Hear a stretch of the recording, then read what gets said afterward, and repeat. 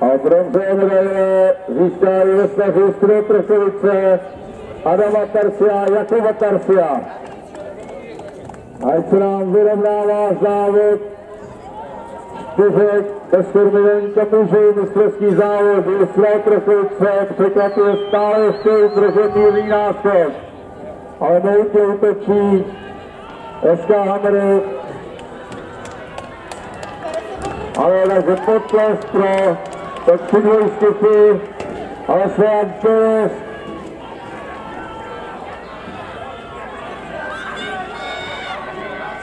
A ke stav finišu ještě Jaroslav Brandačí, tam rozjíždí rok. Takže dobrý nakreslí se je to Adam Kopa, SK Hammery, Lebedukla Praha, Dolomilans Praha a Slavia Praha.